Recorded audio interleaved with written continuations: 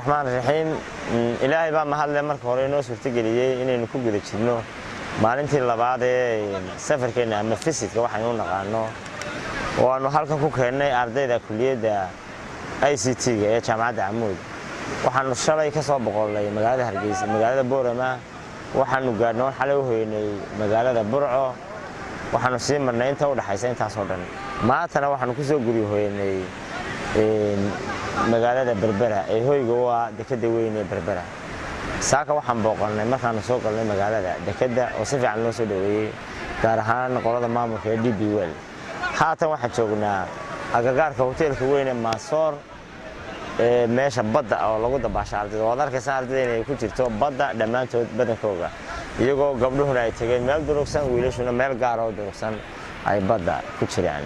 We had a field trip this particular week that is ending yesterday, where we took about 3 days during the trip. We took 2 classes, the senior Bachelor of Business Information Technology and senior Information Technology classes. Just a part of them because there are so many, so we had to go with one half. The other half will travel for the same kind of visit next semester, inshallah. Our students were given this privilege for various reasons. One, the visit is always used to help students unwind after a very long semester. It's part of extracurricular activities. So it helps the students to unwind, to refresh, so that the stress from all the books and reading the steam can come off. Another reason why the visit is necessary is because we always use the visit for venturing into possible areas where our students can be hosted for internship and probably future job opportunities. So in this regard, we have traveled from Borama to Hargeisa and Hargeisa to Berbera. In Berbera town, we visited Berbera Ports Authority. I want to thank Madam Hanan El Nadi for allowing us to, she is the communications officer at DP World, for allowing us to get inside the port and for our students to view the port and the activities that go in there. It was such an honor, a very big privilege for us. We are very grateful. We traveled also to Buro town. In Buro town, we met Buro University students, and in this regard we want to thank the Dean of IT faculty, Mr. Idrus, for hosting us when we went there. Thank you very much. Our students interacted well, and I'm sure the bonds between Buro University and Amood University is going to be stronger. We came back to Berbera town the following day, and we also met the governor for Berbera. We want to thank the governor for hosting us for dinner as officials representing Amood University, together with the Dean of Students Affairs and one senior staff whom we were accompanied with. In Hargeisa town, that was our last destination, our final destination. We were honored to visit Igal International Airport, which was a great honor. And lastly, we visited the University of Hargeisa, where the Dean of ICT at the University of Hargeisa, Mr. Elabe, Mustafa Elabe, hosted us during the evening for a few minutes within the university. It is such an honor, and I believe our ties are even stronger today than they were before because of this. waxaan ka baxnay magaalada Boorama anaga ku jeednaa Burco si marayna fisid yaro kooban ama fasax yaro kooban oo lagu soo dalbaranayo. hadafka ugu horeeya inuu tagnay fisidkan wuxuu ahaa inaanu aqoon isweydaarsi ku soo sameeyno jaamacadaha sida jaamacadda Burco University iyo jaamacadda Hargeysa University. waxay ugu kalifay inaan tagno fisidkan laba siyaabood mid ka mid ah waxa weeyaan inaan dalka soo barano tan labaad waxa weeyaan inaan yani ardaydii isa soo barano oo waqti la soo qaadano ardaydii classmate-keeda. ujeedkaygu wuxuu ahaa safarkan dalbarasho iyo dad barasho. waxyaabaha fisidka igu kalifay faa'iidada ugu badan ee u baxayaan baa waxyaabaha igu kalifay fisidka waxa ahayd marka koobaad inaan soo dalbarto oon dhulka aan joogana soo yara bedelo. waxa ka soo faa'iidnay kow waa dalbarasho laba waa dad barasho saan ognahay gobolada aad buu kala fogeen waxa sii marnay magaalooyin kala duwan tuulooyin kala duwan iyo degmooyin kala duwan talabaad waxa ka soo faa'iidnay aqoon kororsi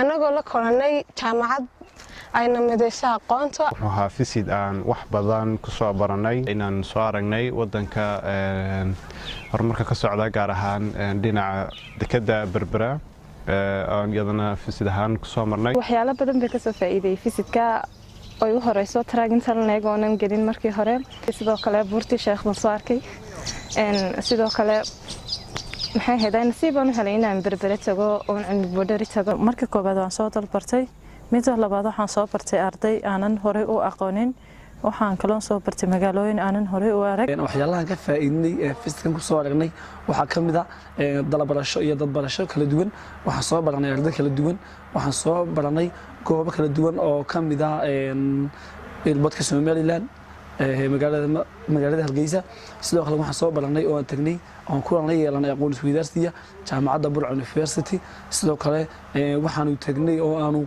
soo dhaynay oo aanu soo daadaawanay wax ka soo qornay wax ka soo faa'iidnay dekada gobolka Saaxil magaalada madaxda Berbera waanu ku soo qaadanay waqti aad iyo aad u wanaagsan sidoo kale waxaanu ku yeelanay jaamacadda Hargeysa University oo run ahaantii si wanaagsan iyada lafteedu noo qaabishay faa'iidada ka soo faa'iideyna waxa weeyaan aqoon weydaarsi inay sidoo kale systemku u shaqeynayo madaarka Hargeysa airportka sidoo kale dekada Berbera si u shaqeynayso iyagu leebka badnaan si arkay waxa jira waxyaabaha dabiiciga ah ee Ilaahay naturalka dhulka ugu abuuray marka lagu sii socdo Burco iyo Hargeysa inta dhexdooda waxa jirta buur la yiraahdo Xaawiye Aadan buurtu waa dhagax waxay u qoran tahay sidii laba qof oo bini'aadam ah run ahaantii kulli wixii igu leebka badnaan indhahaygu qabtaana waxay ahayd abuurka iyo awoodda Alle sida Ilaahay buurta ugu eeg tahay laba qof oo bini'aadam ah waxyaabo igu yaabka badnaa ee fisidka kala soo kulmay waxay hayeen marka koobaad horta dhulka la maray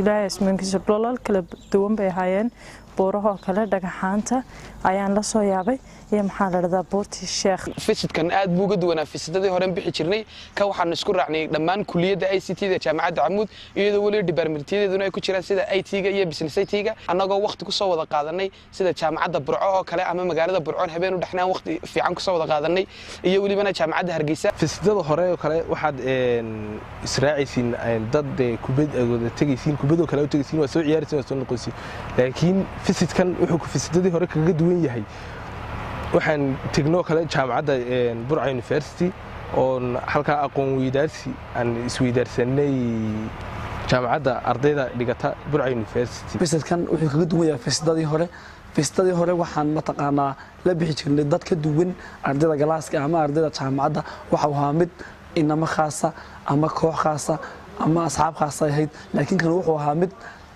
kalaasyo khaasa iyo kuliyad khaasa iyo arday khaasa uu ahaa oo isku jiro wiilal iyo gabdho fisadkan iyo fisadadii hore soo baxayna aad iyo aad bay kala duwan yihiin The students of Abund University who went for the trip have given the world a window through which they can see the university.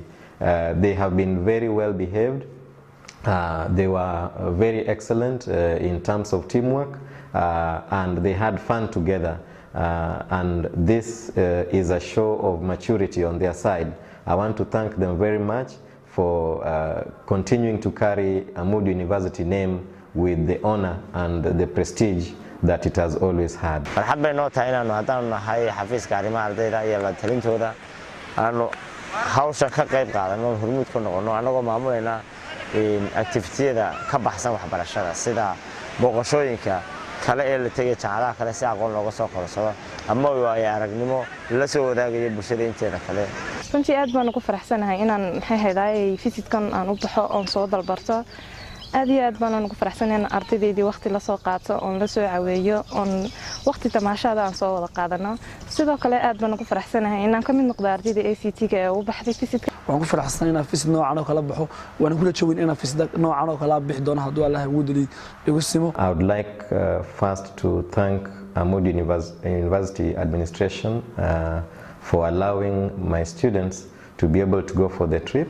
I want to thank the manager personally, the manager Mohammed Hussein, who allowed us into Igal International Airport together with Ahmed, who is our former student, Jama Salad Ali and Abdisalam, for receiving us and showing us around, showing our students around. It is such an honor, such a privilege for all these things that you have done to us. I want to really thank the Dean of Students Affairs and Counseling Services, Mr. Abdisamad Ege Habane, together with Warsame Abokor, who accompanied us to the trip. Warsame Abokor is a senior lecturer within the Faculty of Computing and ICT at Ahmad University. I think the trip would not have been successful without the contribution of all these people. I also thank the drivers of the 2 vehicles that we used, together with everyone who was involved in the arrangement and success of the trip. Gudomia for the students, Mr. Abdiaziz and Madam Marwa. I also want to thank you for giving good examples to the students. Finally, let me thank Abdurrahman Mohammed Haj Abubakar, who is the class representative for IT, Senior IT Class B of 2008. In addition, I would like to thank Yaqub Musa Ali, who is a student leader for Senior BBIT Class A, for a wonderful leadership, together with all those who were appointed to lead the various groups. In addition, I would like to thank the cameramen, who are also a team from the students, including Ibrahim Abdurrahman Hussein, together with Kamal Musa Muhammad, for all the photos and the good memories that we are going to share as a result of their efforts during the trip. I want to thank you all very, very much.